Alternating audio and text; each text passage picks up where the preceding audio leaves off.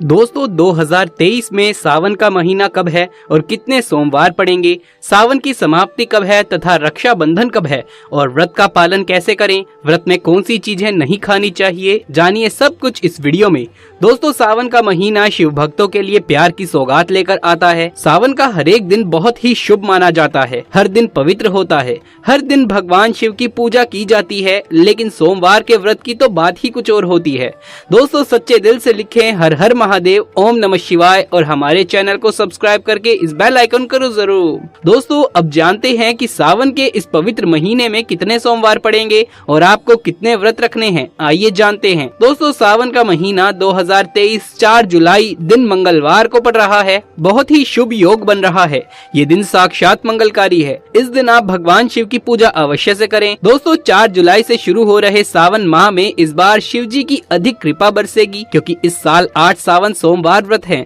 इसमें से 4 सोमवार व्रत और 4 सावन अधिक मास व्रत हैं। सावन मास में मल मास या पुरुषोत्तम मास की वजह से इस बार 4 नहीं बल्कि 8 सोमवार के व्रत किए जाएंगे। पहले सोमवार का व्रत 10 जुलाई, दूसरे सोमवार का व्रत 17 जुलाई, तीसरे सोमवार का व्रत होगा 24 जुलाई, चौथा सोमवार व्रत 31 जुलाई, पांचवा व्रत है 7 अगस्त, छठा सोमवार व्रत 14 अगस्त, सातवां सोमवार व्रत है 21 अगस्त और 8वां सोमवार व्रत 28 अगस्त को रखा जाएगा। ऐसे में इस बार सावन पूरे 2 महीने तक रहने वाला है, यानी 58 दिन, ना कम ना ज्यादा। भगवान भोलेनाथ आपके घर में अस्थायी रूप से वास करने वाले हैं। दोस्तों सावन की समाप्ति होगी 31 अगस्त को और रक्षाबंधन का त्योहार मनाया जाएगा 30 अगस्त बुधवार के दिन। सावन की समाप्ति होने से एक दिन पहले रक्षाबंधन का पर्व मनाया जाएगा। दोस्तों ऐसे में हम जानते हैं सावन के इस पवित्र महीने में कौन सी गलती नहीं करनी चाहिए जिससे कि भगवान शिव नाराज ना हो। और सावन व्रत में ये फल तो कभी मत खाना, नहीं तो भगवान भोलेनाथ बाबा आपसे क्रोधित हो सकते हैं। आइए जानते हैं कुछ ऐसी सावधानियां जिसे भूल कर भी नहीं करना चाहिए। दोस्तों नंबर 1, शास्त्रों में कहा गया है कि व्रतधारी को उधार मांगकर फल आदि नहीं खाना चाहिए, इससे पाप लगता है और व्रत अधूरा रह जाता है। सोमवार का व्रत हो या कोई और व्रत ही क्यों ना हो, पड़ोसियों से मांग कर भी व्रत आदि में फल वगैरह नहीं खाना चाहिए।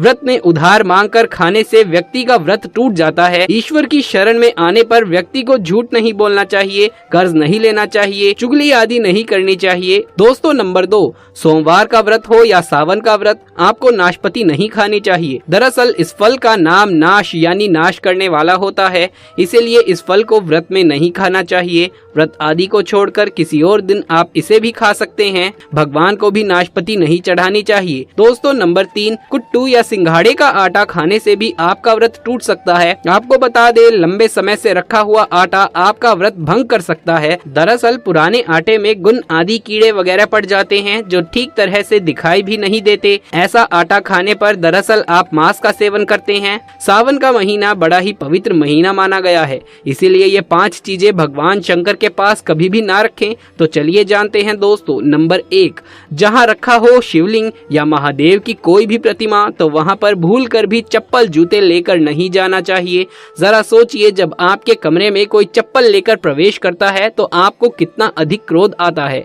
इसी कारण से महादेव भी आपसे नाराज हो जाते हैं और आपको मिलने वाला फल नष्ट हो जाता है। ऐसे में मंदिर में नंगे पांव ही प्रवेश करना चाहिए। दोस्तों नंबर 2, अक्सर महिलाओं को मासिक धर्म आ जाता है और वो बिना किसी को बताए ही पूजा पाठ कर लेती हैं, जो कि शास्त्रों में वर्जित माना गया है। इस समय महिलाओं को जानकर भी अनजान नहीं बनना चाहिए। ऐसे समय में शिवलिंग को छूना घोर पाप के बराबर माना गया है। इसीलिए महिलाओं को ऐसी अवस्था में मंदिर यात्रा, घर में पूजा पाठ, भगवान की प्रतिमा को छूना या तुलसी में पानी भी देना नहीं चाहिए। तुलसी का पौधा भी सूख जाता है जब देव शक्तियाँ नाराज होती हैं। तो लाजमी है कि घर में कंगाली और गरीबी, लड़ाई झगड़े होने लगते हैं, ऐसा कभी मत करना। दोस्तों नंबर 3, शास्त्रों में बताया गया है जहां होता है शिवलिंग तो वहां सभी शक्तियां सक्रिय रहती हैं। अगर घर में होता है शिवलिंग तो वो व्यक्ति महादेव की कृपा सदैव पा लेता है। वास्तु शास्त्र के अनुसार शिवलिंग से हर वक्त ऊर्जा का संचार होता रहता है, इसीलिए शिवलिंग पर जलधारा हमेशा होनी चाहिए जो ऊर्जा को शांत रखती है।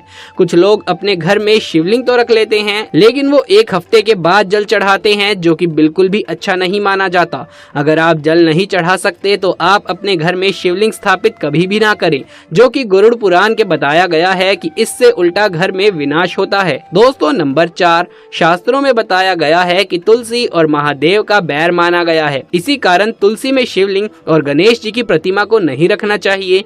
कई लोग जाने अनजाने में शिवलिंग को तुलसी में रख देते हैं और घर में परेशानियां आना शुरू हो जाती हैं। दोस्तों नंबर 5, घर का मंदिर या बाहर का मंदिर, किसी भी मंदिर में ऐसे व्यक्ति का प्रवेश नहीं करना चाहिए जिसने स्त्री प्रसंग अर्थात संभोग किया हो या उसने मांस खाया हो। घर के बने मंदिर में कोई कपड़ा आदि डाल देना चाहिए। जरा आप ही सोचिए, क्या आप मांस खाकर या स्त्री के साथ शारीरिक संबंध बनाकर भगवान के पास जाएंगे और क्या वो आपसे प्रसन्न होंगे? बिल्कुल भी नहीं। वो आपसे क्रोधित हो सकते हैं, आपसे नाराज हो जाएंगे। इससे व्यक्ति नरक में जाता है। ऐसा ना करें। ईश्वर के आगे हमेशा नहा धोकर मन पवित्र लेकर ही जाना चाहिए। इससे सभी शक्तियाँ आपसे प्रसन्न रहती हैं। दोस्तों सावन के महीने में महादेव को ऐसे बेलपत्र कभी मत चढ़ाना बहुत ही अशुभ माना जाता है। दोस्तों पौराणिक मान्यताओं के अनुसार बेलपत्र चढ़ाने से शिवजी का मस्तक शीतल रहता है। बेलपत्र से शिवजी की पूजा करने से दरिद्रता दूर होती है। इससे हनुमान जी भी प्रसन्न होते हैं क्योंकि वो शिव के ही अवतार हैं। दोस्तों पहले आप ये जान लें कि बेलपत्र का उपयोग और इसके लाभ कैसे मिलते हैं। दोस्तों नंबर 1, तीनों लोकों में जितने तीर्थ स्थल प्रसिद्ध हैं वो सभी तीर्थ स्थल बेलपत्र के मूल भाव में स्थित माने जाते हैं। इस बात को शायद ही कोई जानता हो। दोस्तों नंबर 2, यदि बेल का वृक्ष घर के बीचों बीच या फिर पूर्व दिशाओं में लगा हो तो घर में धन धान्य की कोई भी कमी नहीं रहती और परिजन खुशहाल रहते हैं। दोस्तों नंबर 3, जो व्यक्ति बेल के पत्र की मूल भाग के गंध पुष्प आदि से पूजा अर्चना करता है उसे मृत्यु के पश्चात शिवलोक की प्राप्ति होती है। दोस्तों अब जानते हैं बेल पत्र से जुड़ी कुछ खास बातें। चतुर्थी, अष्टमी, नवमी, चतुर्दशी, अमावस्या तिथियों को, संक्रांति के समय और सोमवार को बेलपत्र नहीं तोड़ना चाहिए। पूजा से एक दिन पूर्व ही बेलपत्र तोड़कर रख लें। दोस्तों बेलपत्र में 3 पत्तियां होनी चाहिए। कटी फटी पत्तियों का बेलपत्र भगवान शिव को अर्पित गलती से भी मत करना। दोस्तों सावन के इस पावन महीने में अगर जिस व्यक्ति को 5 संकेत मिल जाएं तो इससे ये पता चलता है कि महादेव आपकी भक्ति से बहुत प्रसन्न हैं और आपको धनी होने से अब कोई भी नहीं रोक सकता। तो चलिए दोस्तों जानते हैं। नंबर 1, बैल का दरवाजे पर आना। नंदी महाराज भगवान भोलेनाथ के वाहन हैं। नंदी को भगवान शिव का द्वारपाल भी कहा गया है। लेकिन अगर सावन के इस पावन महीने में अचानक से नंदी महाराज आपके दरवाजे पर आ जाएं और घर की चौखट को सींग मारने लगे तब आपको समझ लेना चाहिए कि भगवान शिव आपके घर में आने वाले हैं। दोस्तों नंबर 2, सावन के पवित्र महीने में अचानक से आपके सपनों में अगर शिवलिंग दिखाई दे जाए अर्थात भगवान शिव दिखाई दे जाएं तो इससे आपको ये समझना चाहिए कि आपके जीवन में परेशानियों का अंत जल्दी ही हो जाएगा। ऐसे में याद रहे कि शिव की भक्ति में कोई भी कमी नहीं आनी चाहिए। घर को गंदा कतई मत रखना क्योंकि आपके घर में भगवान शिव आने वाले हैं। दोस्तों नंबर 3, शास्त्रों के अनुसार माना गया है कि नीलकंठ भगवान शिव का प्रतीक है। अगर आपके घर में सावन के महीने में नीलकंठ छत पर आकर बैठ जाए तो उसे भूलकर भी मत भगाना क्योंकि ये भगवान शिव का प्रतीक माना गया है।